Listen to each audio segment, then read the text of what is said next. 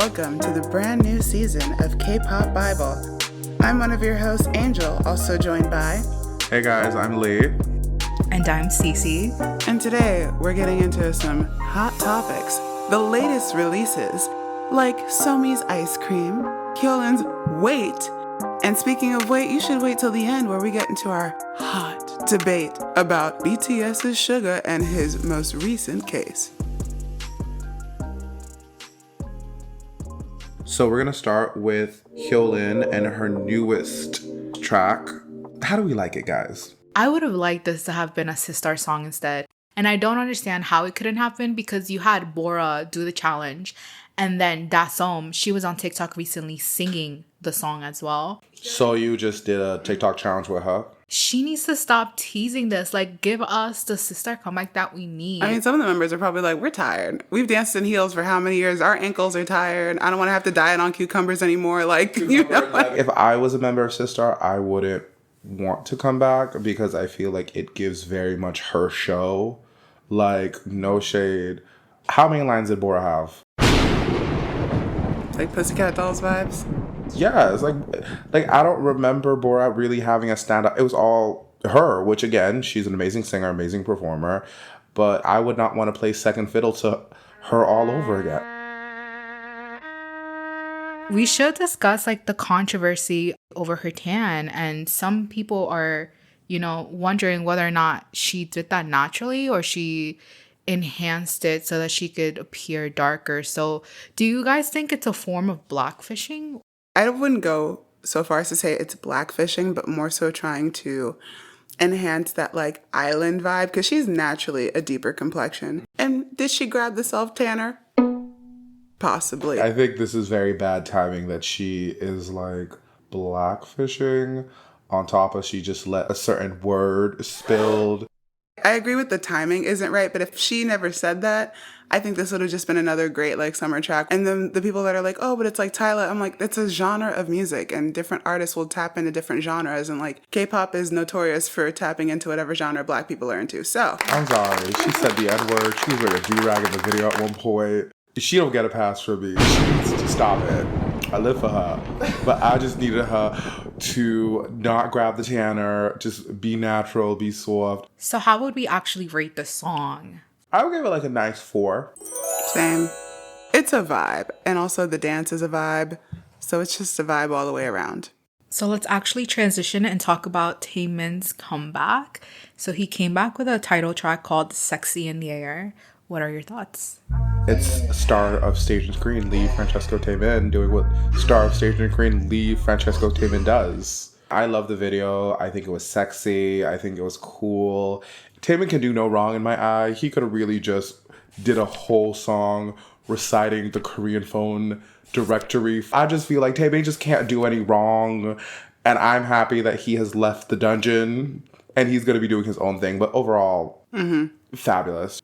I just say because this is like TAEMIN is TAEMIN and he is the ultimate performer. He is the OG Golden Magnet. He's just amazing. Stop before BTS comes to you. Girl, you can't say Golden Magnet. I am a proud multi-stan. I can say what I want. So when TAEMIN was teasing his comeback, there were a few ARMY that pointed out that his teasers seemed to reminisce Jimin's discography. So a lot of people were saying that TAEMIN was ripping off Jimin's aesthetic. So I just wanted to discuss that a little bit because it's something that I've seen mentioned a lot. And on top of that, it's really sad because, we all know that Jimin and TAEMIN are best friends. So it's like, why can't their fans get along? Because some of these new K-pop fans weren't in the trenches. And they're hateful. I mean, let's be honest. Jimin has said that TAEMIN has been an influence to him for a number of years. And I think looking at the video, I feel like TAEMIN was referencing some of his past zhuzhes. It's just ARMY. Like, unfortunately, we can't name certain people without BTS being a part of the conversation, even though they don't need to be part of the conversation. Aren't they in, like, the military? Jin is back, and Hobie's back soon. And again, I just feel like what TAEMIN did wasn't particularly groundbreaking itself. Like, even he references other things. So, I don't know. I just thought they were reaching. Let TAEMIN have his moment in the sun. It's a bop. Sexy's in the air. So, Angel, you here are the only registered member of the Army Party. You go to the summits, the meetings. Did you think Sex in the Air was giving Jimin in any shape, way, or form? Well, this is the thing. My alt group is shiny. So I am a showl before I'm anything else.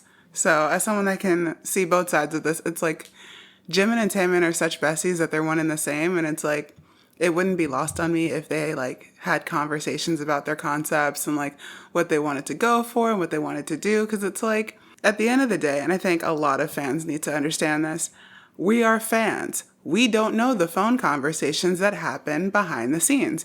We don't know what happens while they're eating their barbecue and drinking their soju. We do not know any of that. We don't know what happens at the billiard clubs. Exactly. It's like they're chilling. They're probably just like, oh, I love your comeback. Oh, Young, I love your comeback. Oh, I love your comeback too. Oh, this is a vibe. Oh, this is cool.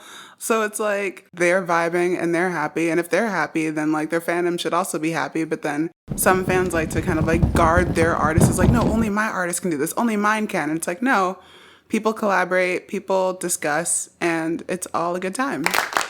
By the way, we are talking about new women now, Lisa and Rosalia. I actually liked the video. I thought it was really cute. I actually like the pairing of them two together.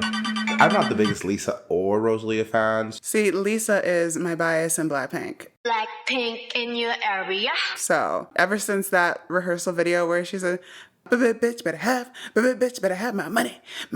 That whole video, I knew she was going to be a star. She knows what she's doing. She works the room. Since debut, she's like, I got this. Mm-hmm. And now she's free to be the new woman that she is, you know, gallivanting around Europe with people. With, you know, a billionaire heir, you know what I mean? Just chilling, you know what I mean? And she's just living her absolute best life. And I'm like, you go be a new woman. And her music video really like says like, now I got money to drop on a video that I think, you know, expresses the artistry that I want to express. Yeah, no, those Celine checks are going to good use. And, you know, I really do love that she's trying to do something outside of the K-pop genre because, you know, when you think of soloists in K-pop, they usually tend to stick to a certain, like, archetype.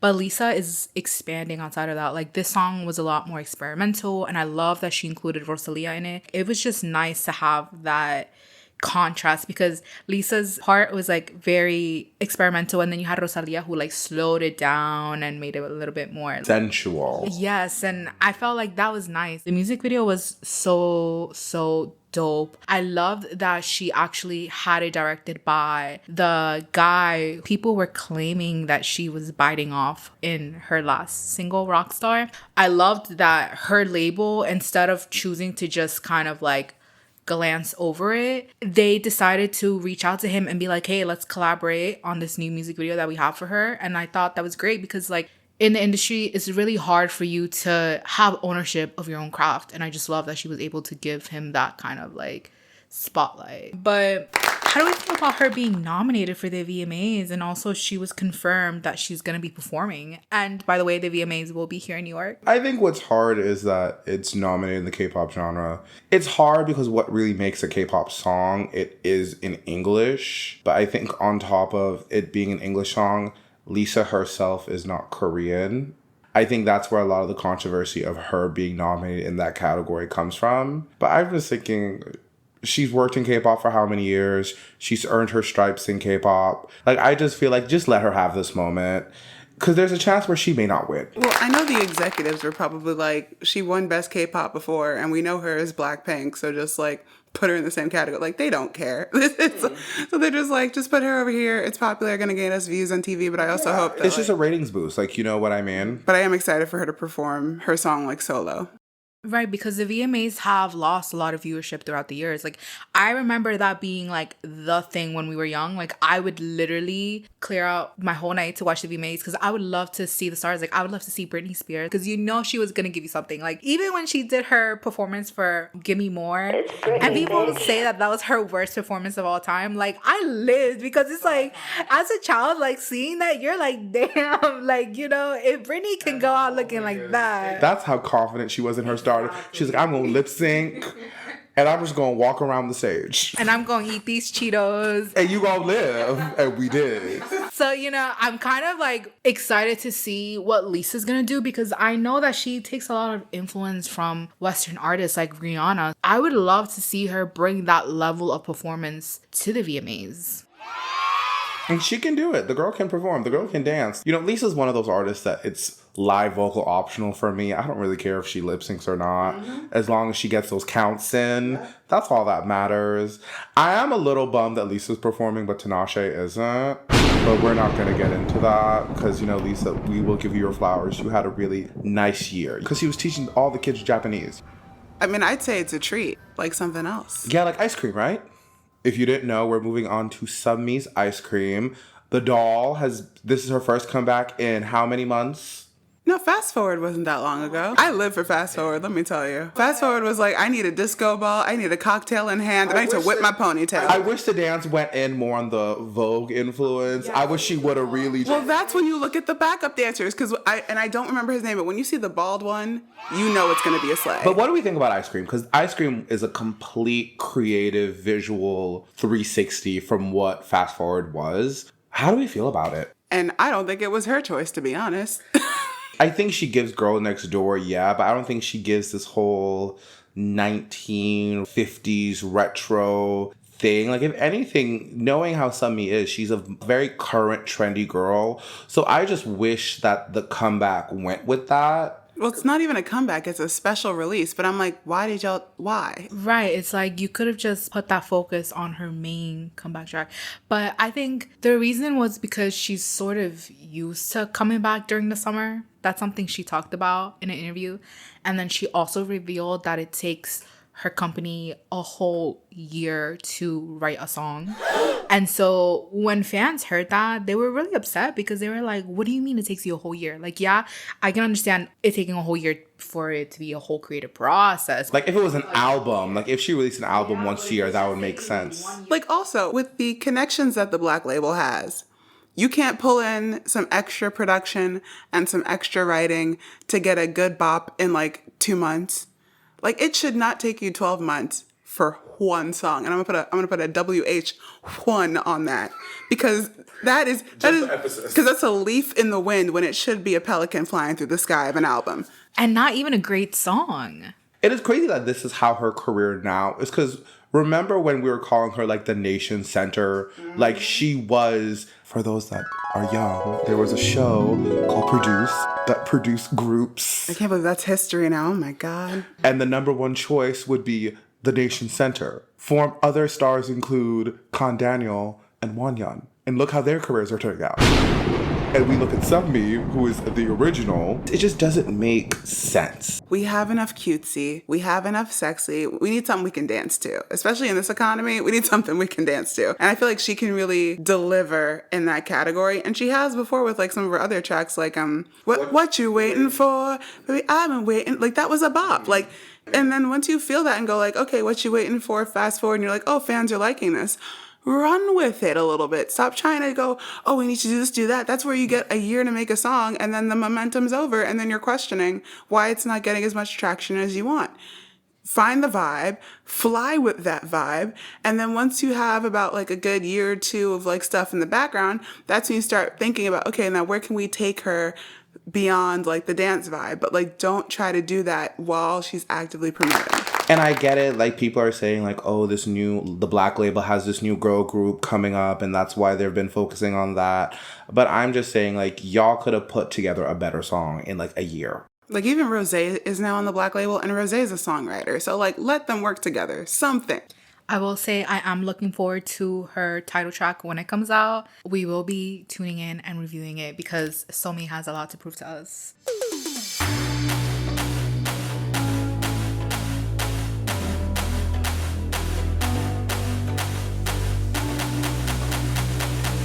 Well, guess what's the opposite of cold ice cream? Hot topics. We're going to be first talking about Waterbomb LA. So it's been announced that it's going to happen on September 28th and the 29th. It's going to be hosted at the Dignity Health Sports Park. And contrary to people wanting it to be a 21 plus event, it's actually going to be 18 plus. So some of the artists that are going to be performing are ATEEZ, Simon Dominic, Hwasa, Gray, Quantum B, PH1, Big Naughty, Ash Island, J Park, Jesse, Loco, Chunga, and the last two acts are K Will and Ru Sejong. Now looking at this lineup, how do we feel? Like, do we feel like we could have swapped some acts for other people, or are you satisfied with what was given? It's giving some stars, not all stars. And when I say some stars, no disrespect for the acts, but it's just like, this is their first Waterbomb in America now. And so I was thinking like they would have like their all-star lineup from Korea and bring it here. Like some of these acts, I don't think the general public really knows. Well, this is really for the general public. Like, I feel like this is more for, like, people that listen to K-pop and K-R&B. Like, I don't think they're trying to welcome, like, Sabrina Carpenter fans to go, like, come to Waterbomb. Like, So I'm actually one of those girls that actually booked her flight before this lineup came out. And I'm actually thinking about canceling that because I was expecting TAEMIN to be on this timeline. I mean, Taemin would have made sense for him to come. give me Team BB. I want to do Smoke Ya, I'm gonna smoke ya. I thought TAEMIN was going to be that. I thought Baekhyun was going to be that. I thought Nayeon was going to come through. Like, I was expecting so many other artists, and I understand that it's a K-R&B focused event, but even this lineup just feels like, I don't know, it doesn't satisfy me. Well, this is the thing also, like, and I won't go too far into this wormhole, but I will say it's giving kind of like K-Con promotions. Because we're like, what, almost a month away from this festival and like tickets haven't even dropped yet.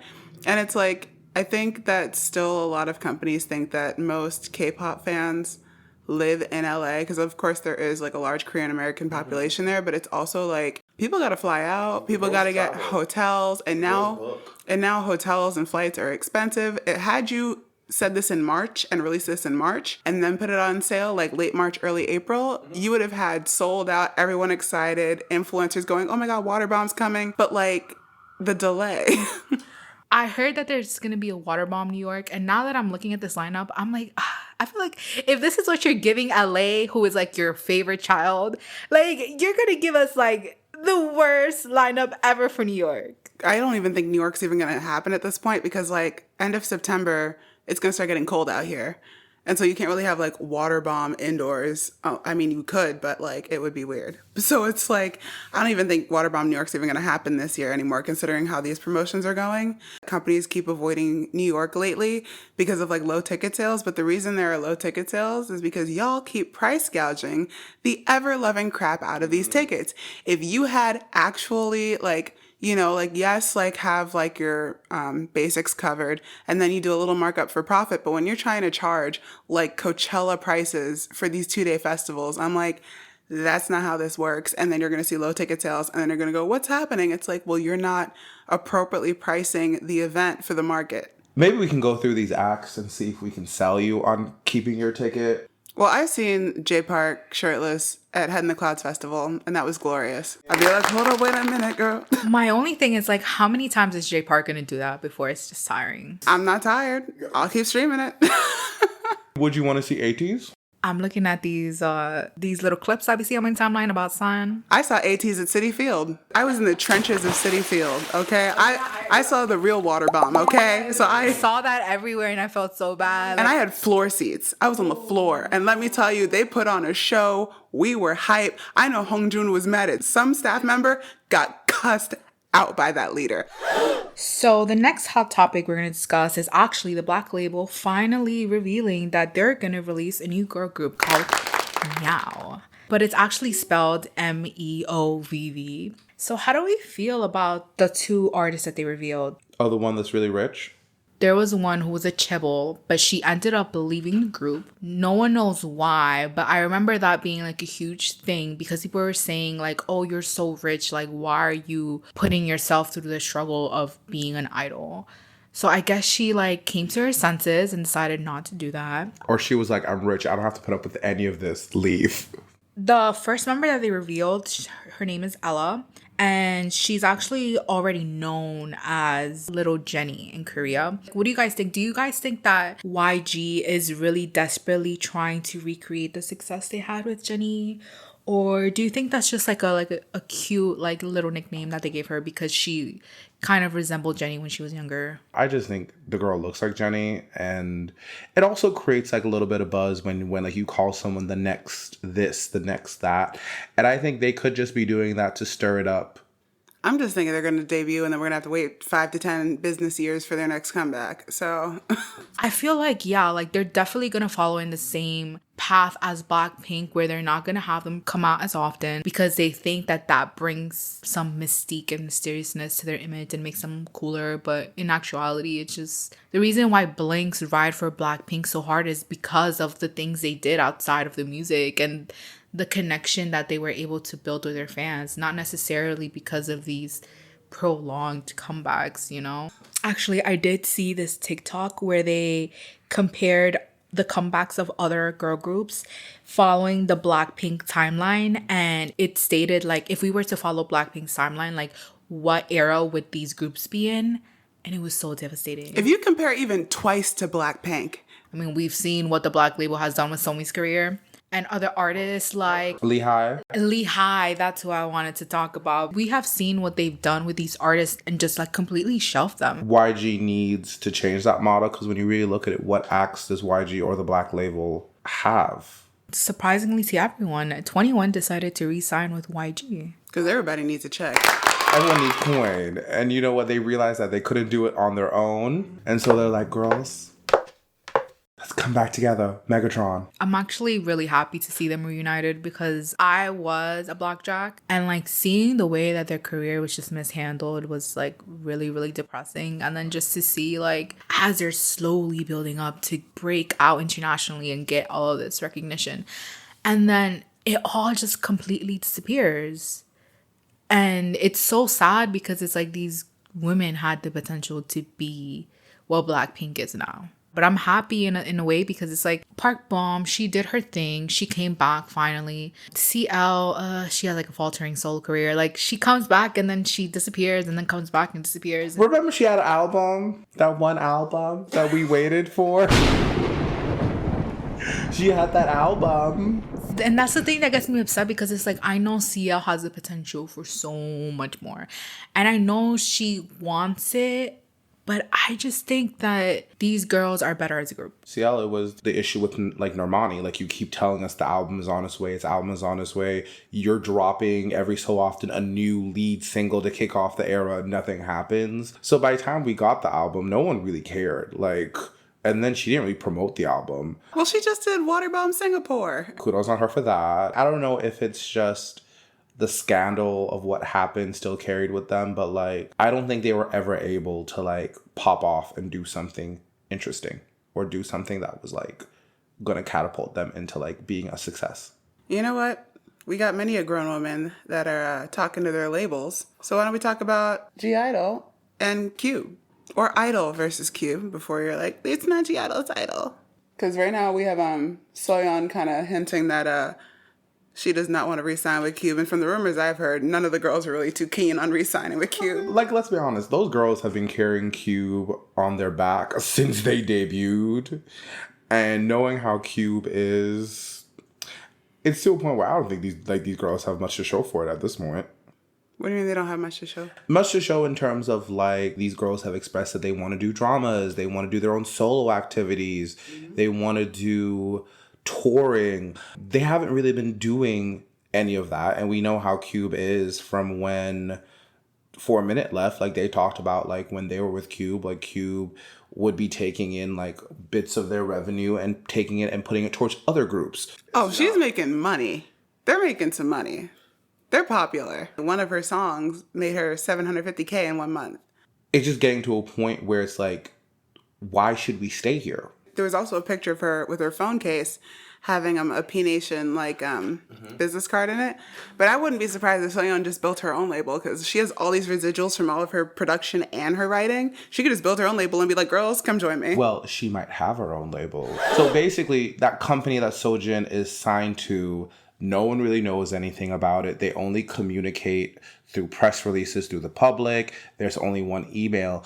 And the CEO on their Wikipedia, no one knows. Like, there's not anything to link him through. And people are saying that the CEO's name is an alias for Per.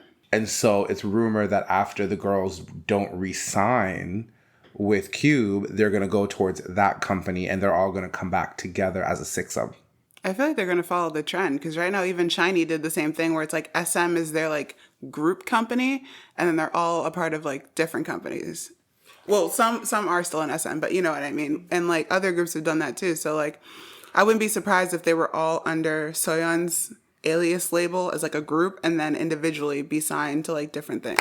Look at GOT7, look at formerly Beast, like they came together, they formed their own company. So I wouldn't be surprised if that happens. I think it depends on what's more financially lucrative for the girls because Miss Thing writes and produces, but does all the other girls have writing credit, producing credits on the song? Again, I think there's a chance of, you know, it really just depends on what is the best for their pockets at the end of the day. And Minnie comes from money, so... Thai princess. Tease. And again, the thing is, G-Idol is primarily fixed. There's only 2 Korean members. There's other 3. 2 of the girls can go back to China, start their own career. Minnie can go back to Thailand. So it really just, I think the girls have a lot of possibilities on their hand where I just feel like it can go either way. Speaking of going either way, let's talk about... how Hyuna should run away from... I was going to say, on the marriage or the future marriage that has all of us looking. And I just want to ask one question. Why him? She could have had anyone she wanted. Why this man? Well, we're not the only ones because a lot of her international fan base has practically abandoned ship. And it was announced that she was going to go on a world tour. But due to low ticket sales, it had to be canceled. I mean, she was not selling many tickets.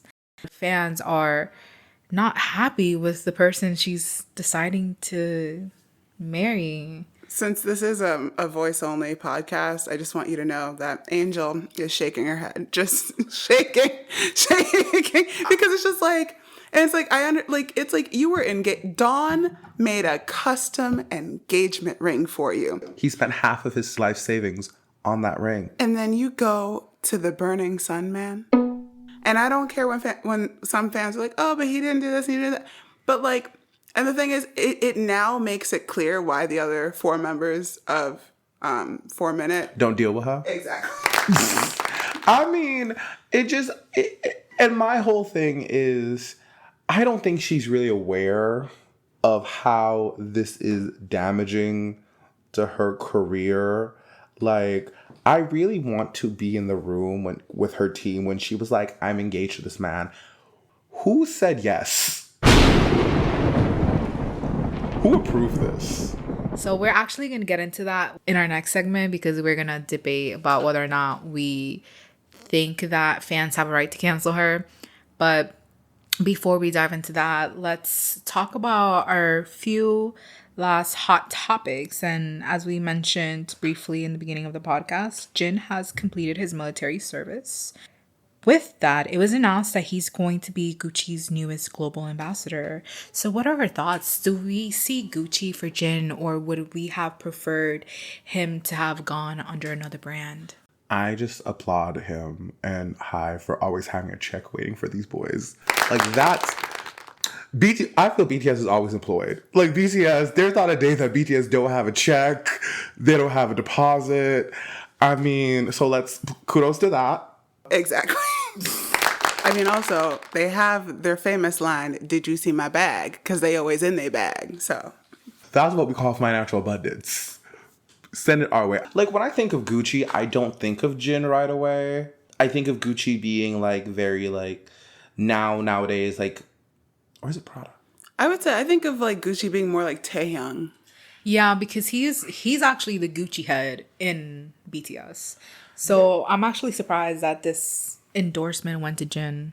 Jin gives me, like, Chanel. He gives me Dior. Well, Jimin's Dior. Valentino. Like, he gives me more, like... Isn't Yoongi's Valentino? And so I'm guessing that was the only one that was not available. Like, you know... But yeah, the creative director came out and said that he's looking to kind of revitalize Gucci. With Jin? Yeah. Like, Kai made sense with Gucci because Kai has that very, like, lazy sort of sexiness, that sort of, like, zhuzh. Jin just seems very buttoned up and very clean cut to me. Like, because if you know Gucci, they're a very sexy house. Well, lately they've been kind of going more towards that kind of like dark academia vibe. So I kind of see it. And also like Jin sells out like multi-$1,000 bracelets for other brands. So like Jin can sell out whatever he wants to sell out when he wants to. And so I kind of see that like new vision of like the ties, the clean crisp shirts. They're trying to do a little more ready to wear, a little more honestly like Maximilian's Ferragamo in a way. So I can kind of see why they would pick Jin for like the revitalized Gucci because they also have a new creative director. But if it was the old creative director, I would have said Taehyung all the way. I feel like he also gives like Burberry to me. Like, I just wouldn't think of like Gucci. But unfortunately, he couldn't even celebrate that because there was an event that he was gonna, be a part of, because, once that is announced, Gucci likes to kind of do like an event just showcasing that. But it was unfortunately canceled because of Suga's incident that happened around the same time.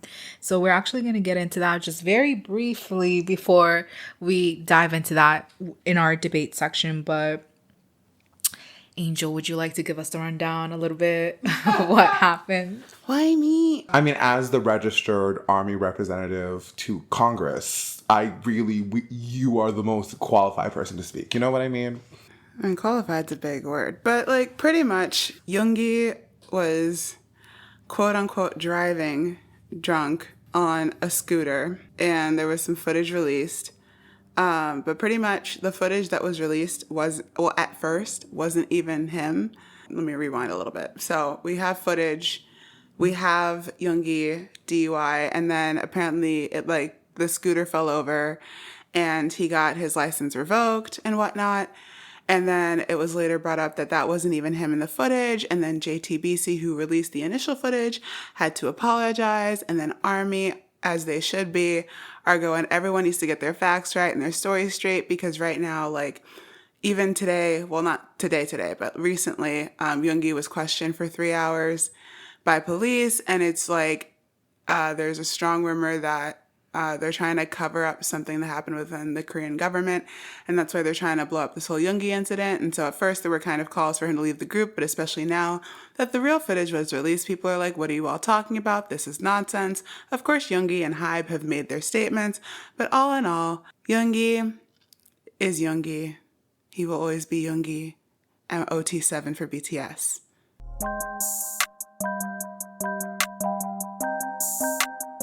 So for all that are listening, first, thank you for sticking with us. But now, as a reward, you are going to be listening to our debate time, where we, all three of us, get to debate a certain current event, hot topic in K-pop that is just so much that it can't be one of many segments. So today, first debate topic is going to be, does Hyuna's fans have a right to cancel her? Who wants to start it off first?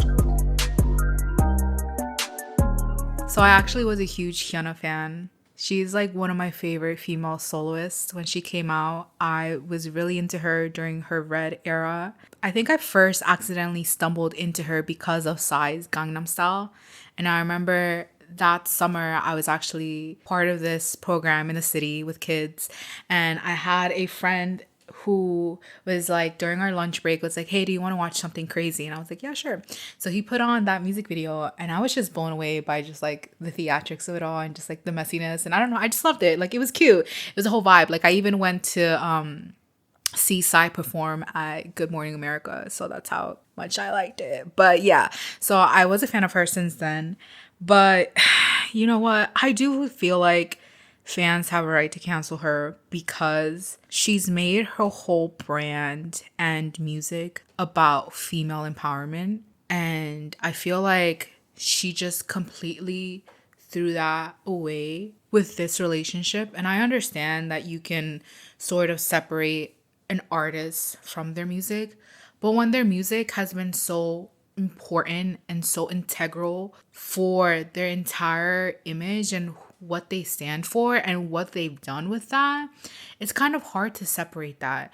So to me, to see her just do a complete 180 of like what she stood for was like completely devastating. She needs to take a step back. I feel like everything is being completely rushed. Like, I understand that they have a history and that they've known each other for a long time, but considering the past and his current scandal that he has going on, I think that that's gonna affect them long term. Like, Hyuna, like, is this the kind of guy you want to be with? Like, if he knows that something is happening, as what happened with the burning sun, he was part of that group chat, like, he was a silent participant. Like, you can't just like stand there in silence as you see other people being abused. I've never understood the bystander effect. Like, I've always been that person in my life, like when I see injustice or I see something that's happening, like I've always been the person to stand up for that and not let that happen.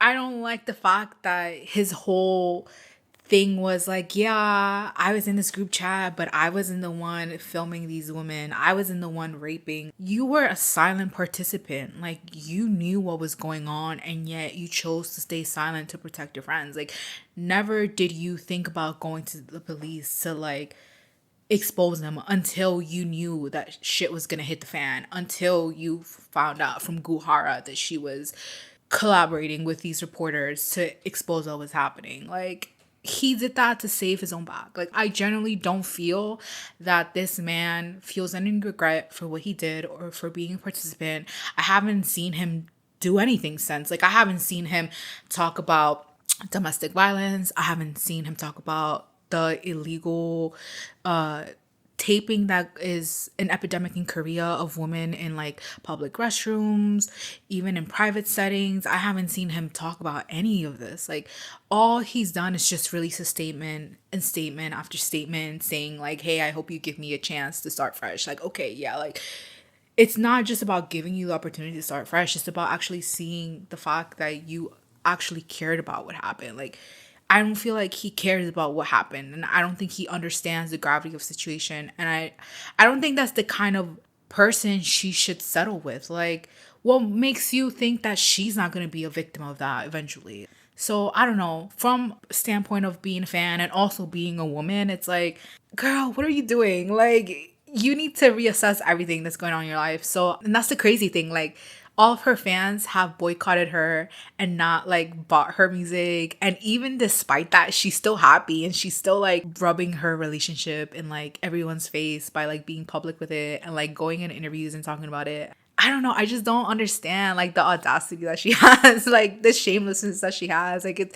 it's really crazy to me. So I feel like as fans, we have a right to criticize that and let our artists know that, yeah, like, we don't agree with like what you do in your personal life. So especially with something as crazy as that or damaging. And we've seen the after effects that the burning sun had on like these victims. And also it's like, we see how easily these men have been let go of. Like, they didn't really face punishment. Like, most of them are already out and they're still having somewhat of career, which I don't understand. So it's like, yeah, she shouldn't get the biggest amount of backlash because she wasn't involved in that. But it's like, by being in association with that, it's like, you are the company you keep. So it's like, Hyuna, like, come on, girl. Please understand like why your fans are upset. And the reason why I'm silent is because I am not a woman and I would like to have space for the women to speak first. Were you silent or were you silenced? Both. You know what I mean? Two things can be right at the same time.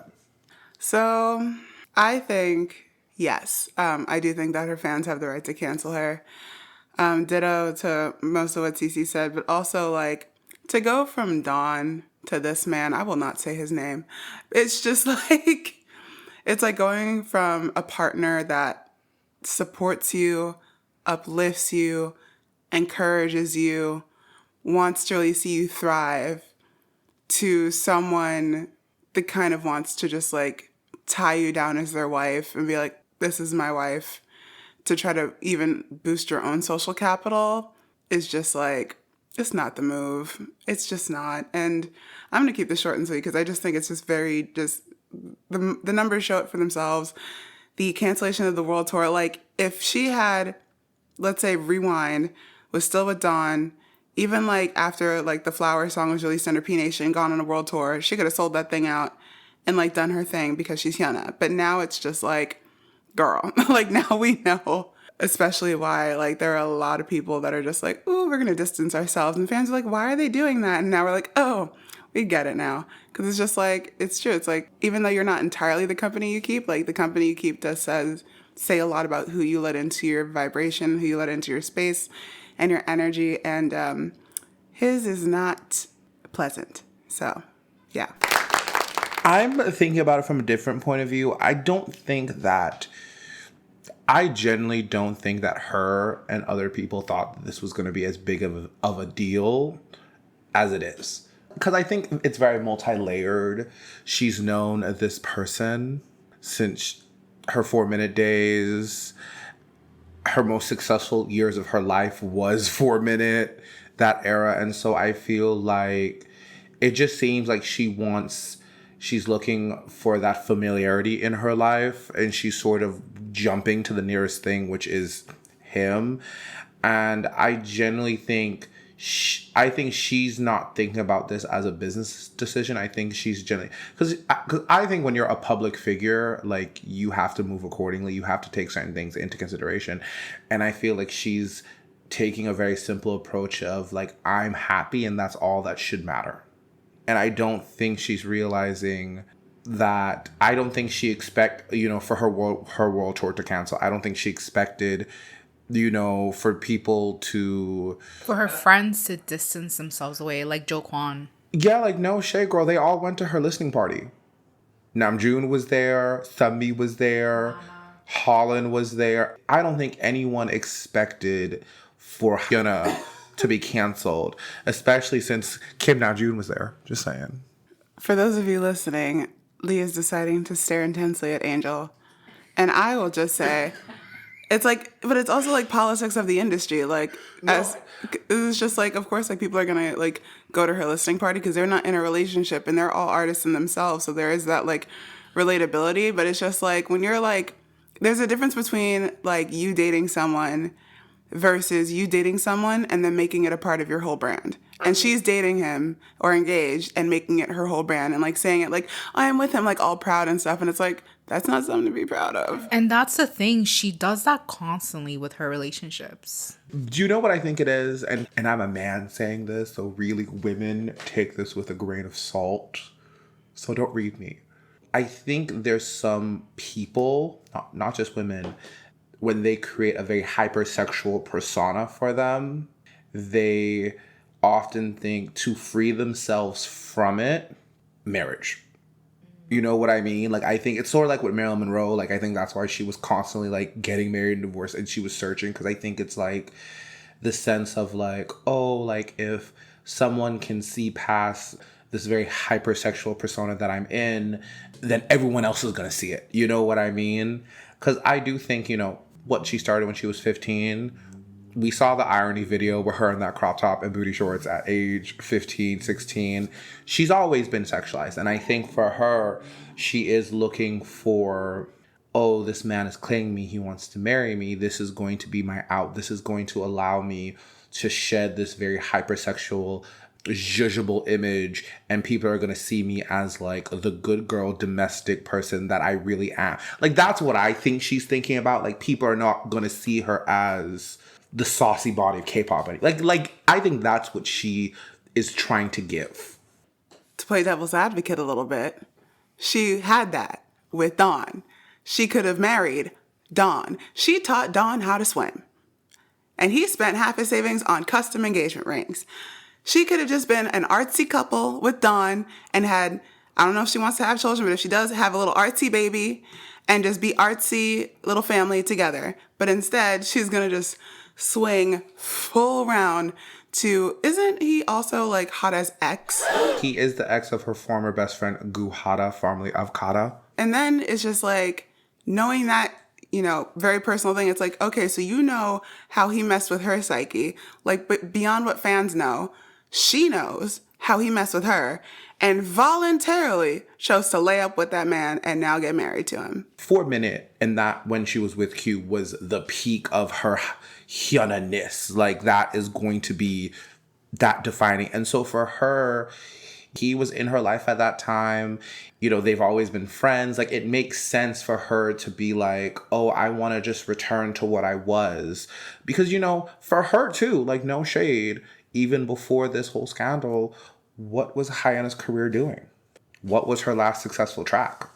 But I don't understand how a relationship affects that. Because I think she wants to relive her successes. She wants to relive in that nostalgia. And it's very common that people will connect with people from those parts of their life so that they can relive that more. And so I wouldn't be surprised if she, which again, there's more than one member in that group that she could have done that with, but she chose him. Also, he's friends with Kata. It's like everything that she no longer has in her life, he connects to. And so it makes sense why she's like, I want to be with him so I can relive the moments of my life where I was my happiest. She could have done it with Dawn. I'm not saying, because Angel is looking at me very crazy. She could have done it with Dawn. But I think the issue with Dawn was... Well, I know why. Apparently, he wanted to have children and she didn't. And that was what led to their constant breakup and makeup and breakup and makeup cycle. But it's understandable because for most female idols, especially a female idol of like her archetype, her having children would be the end. No shade. Because do we really want to see a mother doing bubble bop? And no, like in America, we're used to like female celebrities having kids and then bouncing back to their sexy, like Beyonce does it all the time. You know what I mean? Cardi B. Nicki Minaj. In Korea, I think once you enter into that phase of motherhood, certain things you can't do anymore.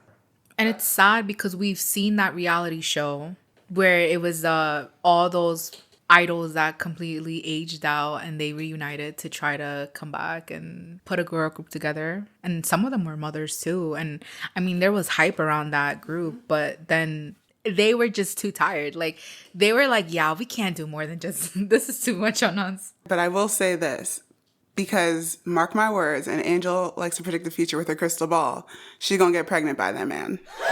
Because they're going to get married and she's going to have his baby. Even though it was like, oh, they don't want kids together. He seems more of like the conservative type of like old school kind of like Sangnamja, for those of you that know.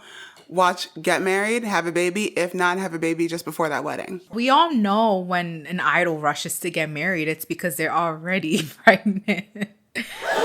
And I just think, no shade, the reason why she didn't stay with Dawn is what I think is Hyuna has been so used to being controlled by men in her life.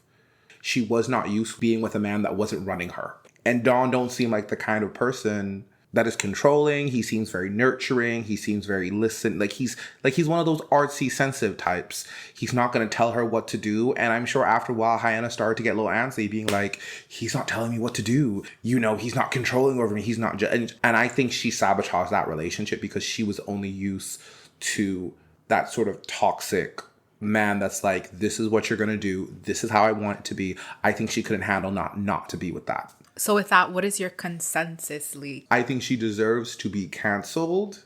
Yeah, but I'm very much in it. She's going to get knocked up to this man. I'm waiting for the reality show. Mark my words, they're going to have their own reality show on Korean television or Netflix.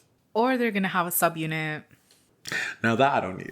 Yeah, no, the music is not musicking anymore. You know what I mean? It's just, we're going to see it crash and burn. And speaking of drunk and crashing and burning, we mentioned it earlier, but now we're going to move into Suga of BTS and the DUI heard around the world.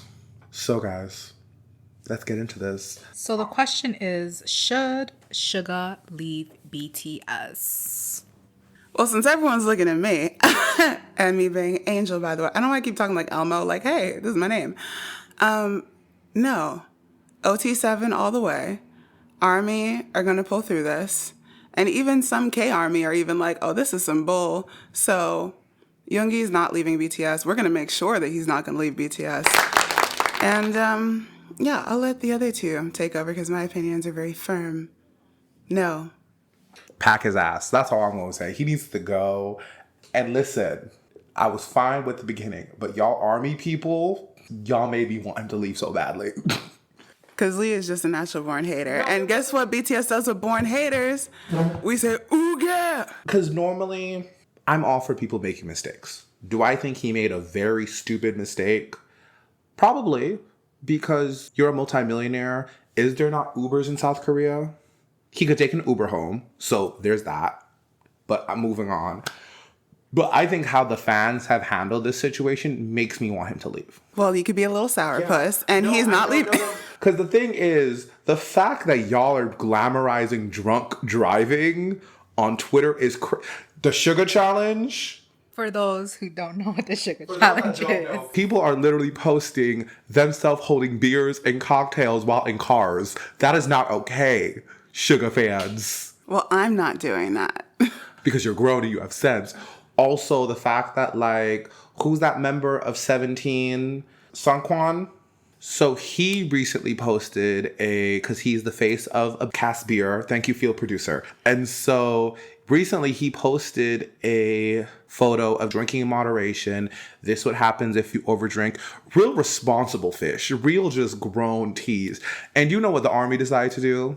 They decided to go into his Instagram comment. He has a photo pinned with his best friend Moonbeam and is basically saying, this is why your friend died.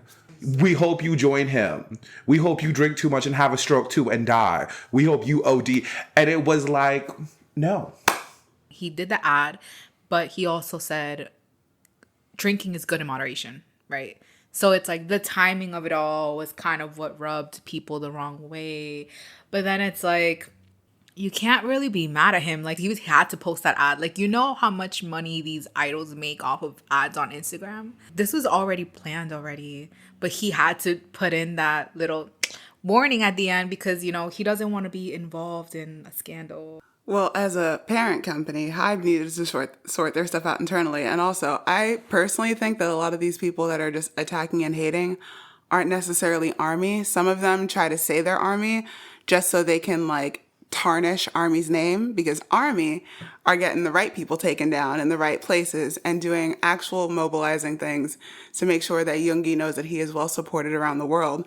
Whereas some people will literally disguise themselves as Army to try to go, oh, but we're Army and we think this. No, you don't, because you're not actually Army. You're probably just a hate and blink trying to be in disguise. So as Angel was mentioning, Army was able to bring down Dispatch's official Twitter. And everyone is sort of celebrating this because Dispatch is one of the news publications that actually benefited from BTS in the beginning. Like, they would post exclusive interviews with them. They would constantly post pictures of the members. And then all of a sudden, whenever these scandals blow up, they're the first publication to release the news. And so ARMY are really upset because they're like, hey, like, we basically made your entire social media presence way bigger than it was. Like, I mean, I remember ARMY was the reason why Dispatch had a lot of followers on Instagram because of the whole photo shoots that they had with the members. Like, I remember that. Like, I remember this because, I mean, we've been in this fandom long enough. Like, even if we aren't, like, I'm not an ARMY, I'm not a self-proclaimed ARMY, but I keep up with K-pop in general. And so to see them all of a sudden kind of turn their back, which I understand because it's like, as a news publication, you're supposed to remain sort of neutral, but Dispatch is not a publication that you really should rely on because, I mean, they're also the reason why a lot of these dating scandals are released. And, you know, this has had a huge psychological impact on these idols where they're afraid to even date because they already know the backlash that it's going to have on their careers and how fans are going to feel some type of way. So it's like, I would say ARMY do have that influence where they're able to mobilize together, and when they have a purpose they achieve that goal, and that's what they did by taking down Dispatch. But at the same time, I want to talk about the other idols who've also had DUI scandals and just the audacity people have to treat female idols who've had DUI scandals versus male idols. Like, just off the top of my head, and female idol that I can think of is Lizzie from After School. She is an idol that's been struggling with mental health issues. And we saw that before her DUI incident. Like, we saw the effect that it had when Orange Caramel stopped promoting. And she was constantly on Instagram just begging the company to do something because she wanted to promote. And so she ended up taking to substances. And that was her way of coping. I mean, her career is completely destroyed at this point. But then you have male idols on the other hand. I'm just going to use Suga as an example because it's what we're talking about. You have all these fans mobilizing to support him and say, we forgive you and we'll support you, and actually support him and buy his music and have it chart. That is insane to see the dichotomy between how fans treat female idols who don't have those prospects. Their careers are completely ruined. And then they glorify and uplift these male idols. Maybe you're not a fan of Lizzie. You're not a fan of After School. But it's like, if you're going to be about mobilizing and trying to make a difference, like, make sure to also help out these other people who've been through the same thing.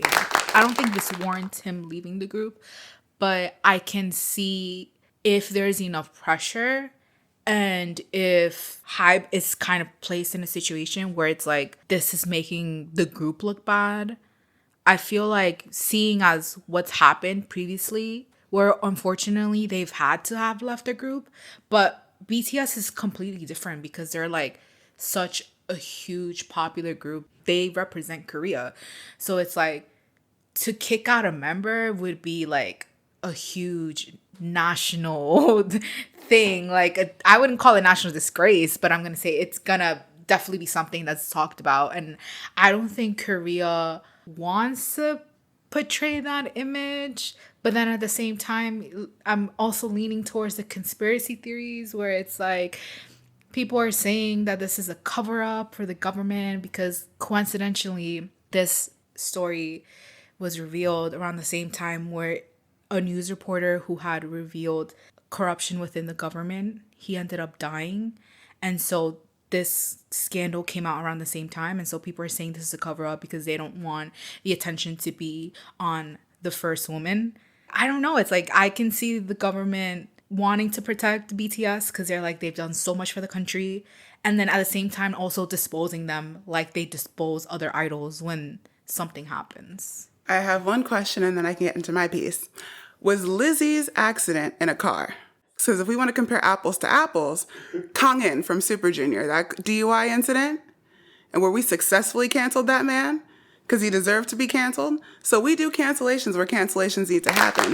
Yoongi was on a scooter going the exact direction towards his home in the proper lane at a slow enough pace, where I do believe in the conspiracy theories that this might have been a cover-up. Now, did he get reprimanded? Was his license taken away? Yes.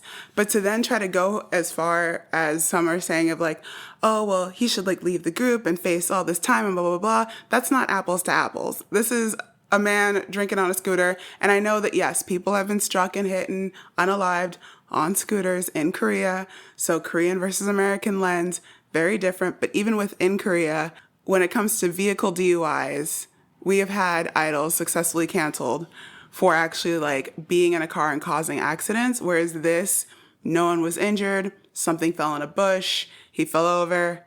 And when you actually look at the entire case, it's not warranting of like, oh, he needs to leave this group because he drunkenly drove on a scooter going home. Now, was it stupid? Did he deserve to get his license taken away? Like, okay, do that.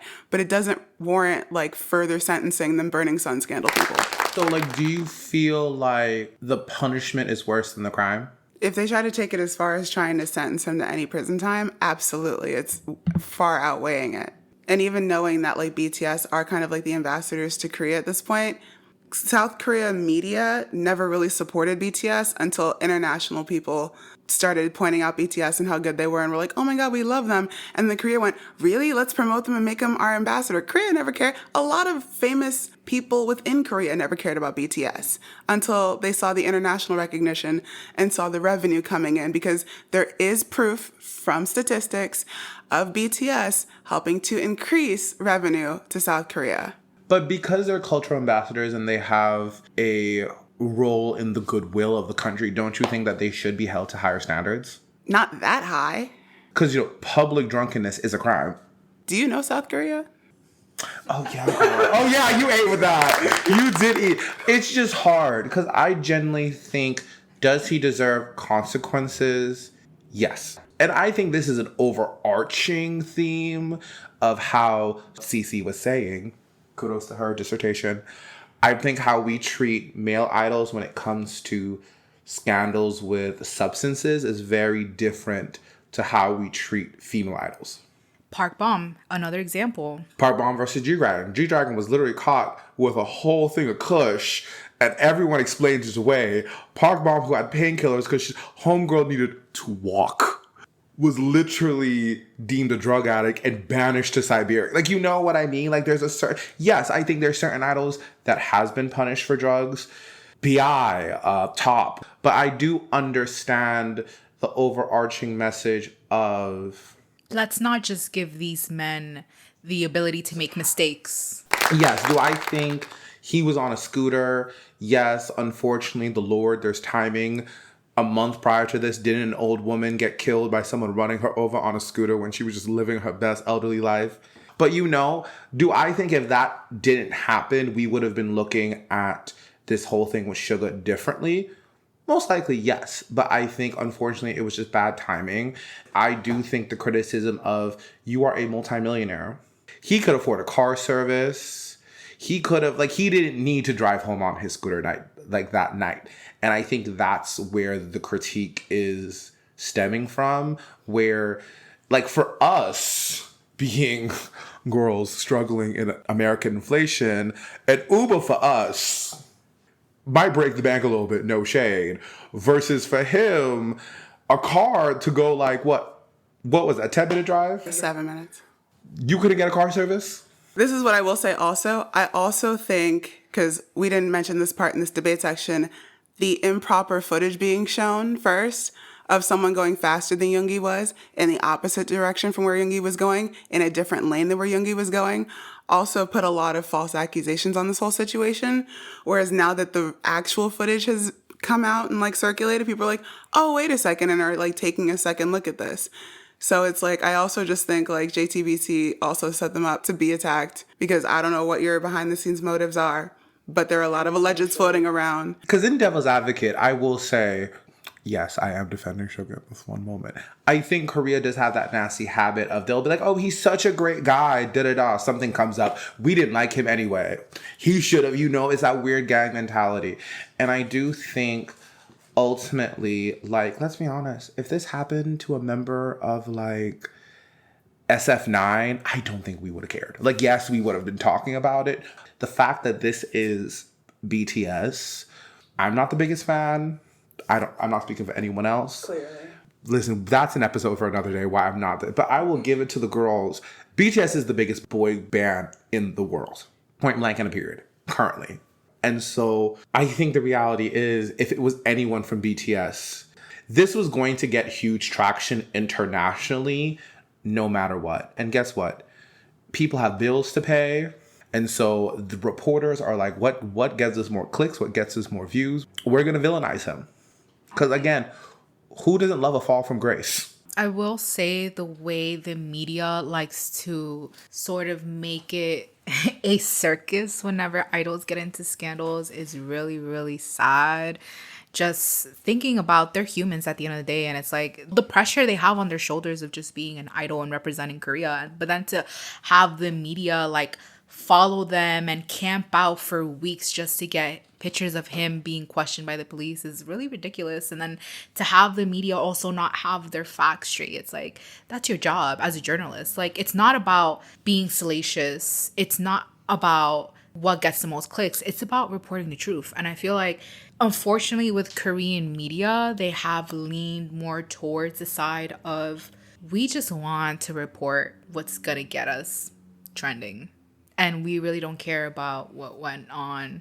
And I think that, we need to be able to assess the way that Korean media is handling this. Apart from that, we should say that there are ARMY that do feel like he needs to leave. When this was revealed, a report came out about him being in the military and saying that he was sleeping through his training. Now, we don't know whether that's true or not, because again, people like to just say things, but the timing of that story being released at the same time of his DUI incident is kind of like, if you had a problem with that, why didn't you voice that when it happened? Why are you waiting to share your opinion now because you see that everyone is dragging him? I think the conversation that should be had is about the drinking culture in South Korea.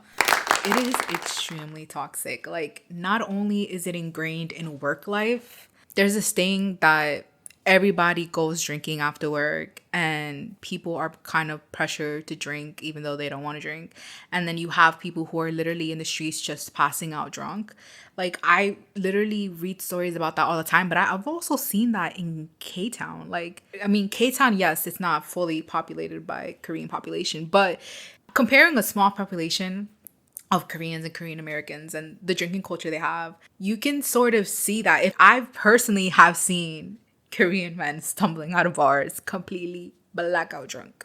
Girl, when I was stomping through K-Town in my old days, people would literally be falling asleep on the street, drunk as, and it's like, excuse me, sir, you.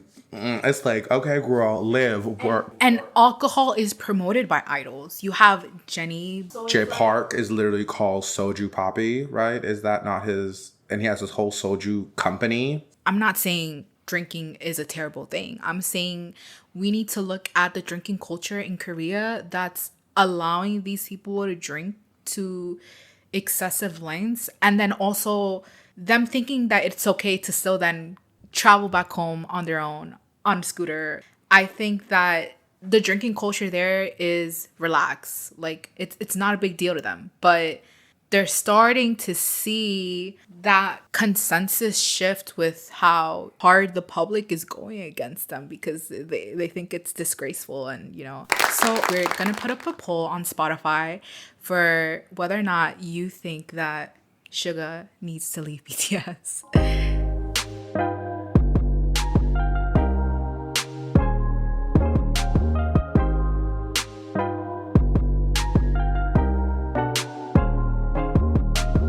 Now that was a debate, and I don't think we're gonna get a consensus anytime soon. But this is where you guys can let us know what you think in the comments. You can listen to us on YouTube, Spotify, and TikTok. Thank you so much for tuning in, and we hope to see you soon. I'm Lee. I'm Angel. And I'm Cece. If you guys enjoyed this episode, please make sure to review us on Spotify. We'll see you next time.